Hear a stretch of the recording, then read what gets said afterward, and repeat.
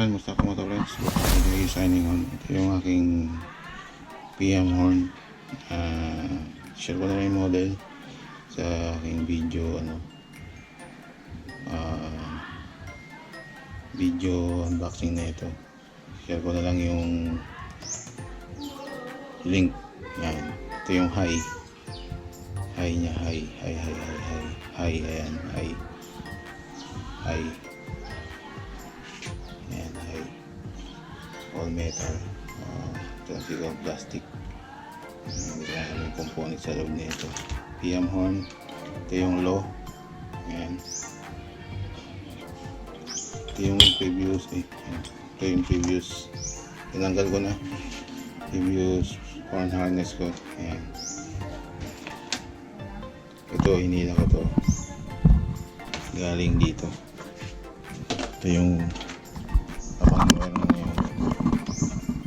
Ayan, abang na wire. Dito ko ikakabit yung bagong horn harness para mahilap pa loob.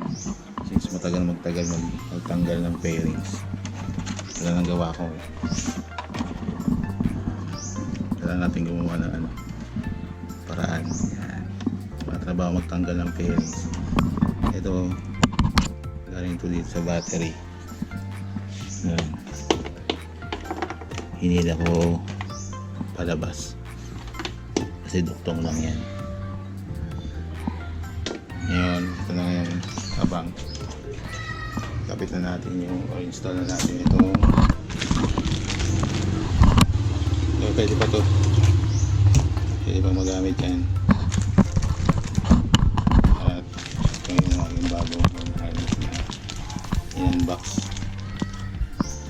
In-unpack pala. Ito na natin.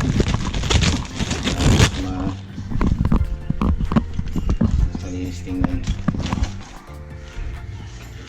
Hopefully tumagal to. Ito pala is 4-pin relay. Itong old harness, horn harness is 5-pin. Wala nang kaibahan yan sa gumawa ng horn harness ko na kung bakit 5-pin ang ginamit niya. Kanya-kanyang yan, reference.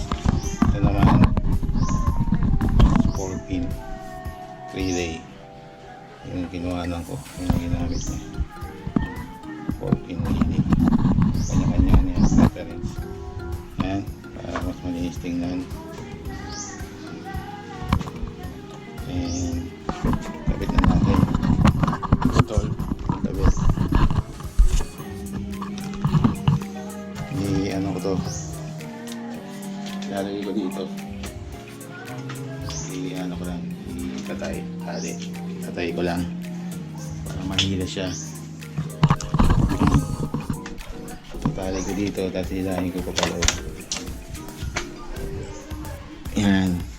Hindi mo tayo magaling mag-DIY. Basic lang yan. Tatali ko dyan. Tapos hilahin ko pa paloob siya. Para punta ito sa battery terminal. Yan.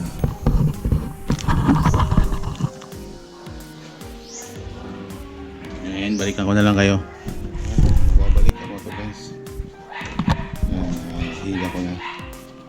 Kapaloob yung bago kong horn harness. Yan po siya. Sinuha ko sa lumang para may makakapitan siya. Sinuha ko sa battery pairing. Ayan, ito yun. Ganyan gawa ko yan. Nahila ko na. And okay naman siya. Check ko na rin yung niya. Pinagdaanan. Isilip ko na rin. Wala naman na ibang wire. And ingat din. Reminder, do it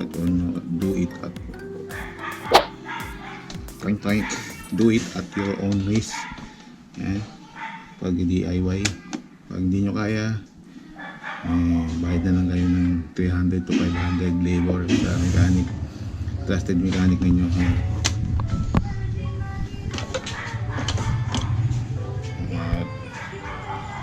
Grounding sa stock horn ng KYMCO plug natin. dito yan. Yan, nakikita niyo. Yan, kapal natin dyan.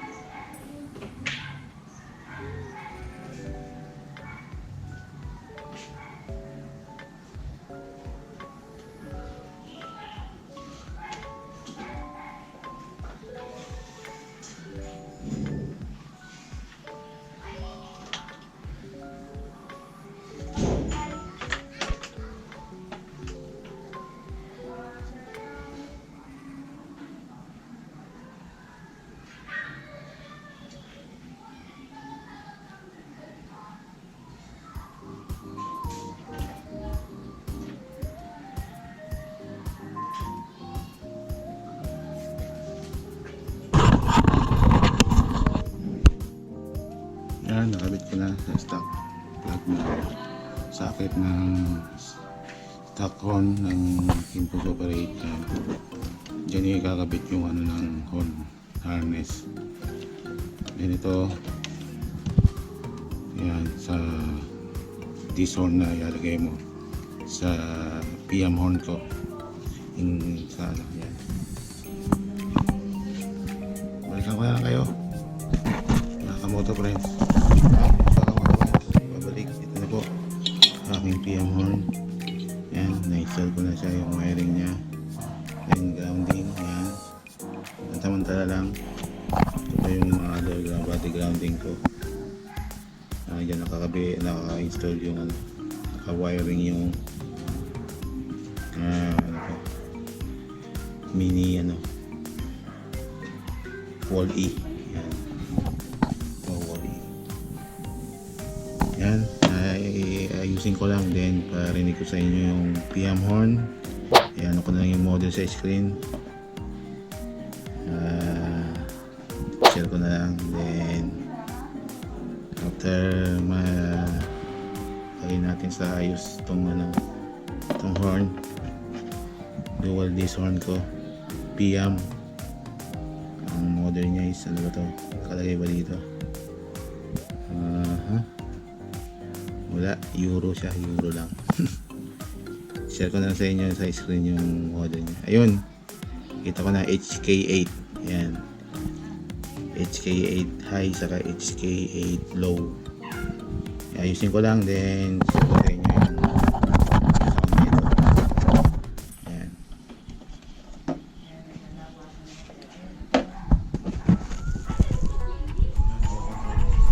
Tapos na at na install na natin yung aking HK8 FIAMM horn with new horn harness.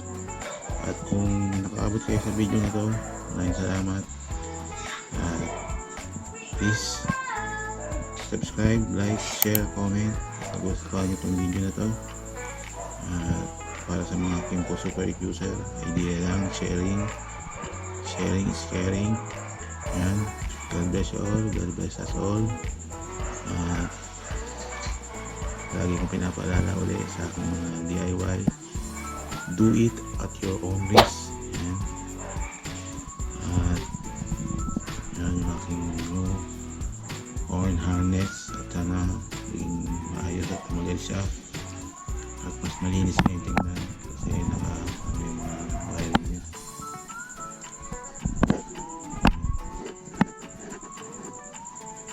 tawag dyan. Basta parang ano yan, cord management. And at lagi ko sinasabi, ride and ride responsibly. Good vibes and chill lang tayo mga KaMotoFriends. At stay home, stay safe, stay healthy and stay clean.